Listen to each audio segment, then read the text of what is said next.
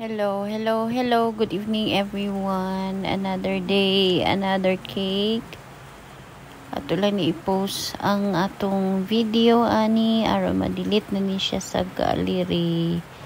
Atong gihimo karon nga cake is katutong kuan kanang minimalist nga cake nga nay mga flowers using icing. Nag-pipe like icing. Chiffon cake di akong gamit ani kay mo i-request ni customer. So ako man ako crumb coat ani then ako na din siyang gift frosting.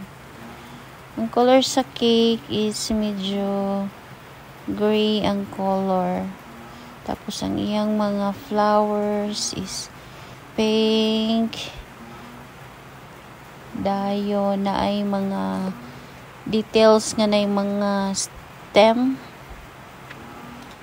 Lisod pagi ko ana primero kay kalisod ko unsang kuan ang gamiton nagbuot na lang gyud ko sa akong gipanggamit ana nga si tawag ana kanang palette kung siguro na siya kana nagbutang na rin kong detail sa kilid nga purma siya purag flowers food. Dayon naghimo din kog stem nga purag ang green niya dili siya dark, dili siya light. Naa siya pagka blue nga green. Ano akong gigamit diha para sa stem. Tapos nagbutang din kog mga forma na dayon nga mga leaves para madugang og detail sa cake. So medyo puti kaayo ang cake no kay daghan kagamiton nga colors. Dayon violet dayon or purple nga color.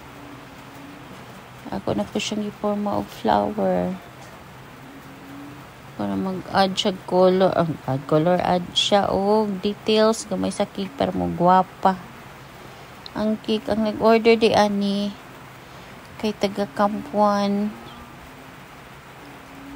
Wadto ra bagawas ni si mom niya. Hintag magsige pa siya order nako. Padayon siya order.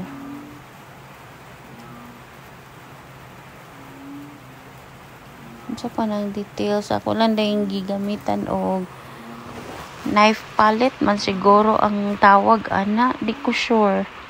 Nabutang na rin ko mga druggies or druggies. Pag-pronounce ana. Mga white lang nga mga small nga mga druggies akong gibutang. Then cake topper dayon nga happy birthday. Wala man ang cake topper akong gibutang. Gibutang din ako sa ubos. God bless everyone. Thank you for watching. Please follow, like, and share.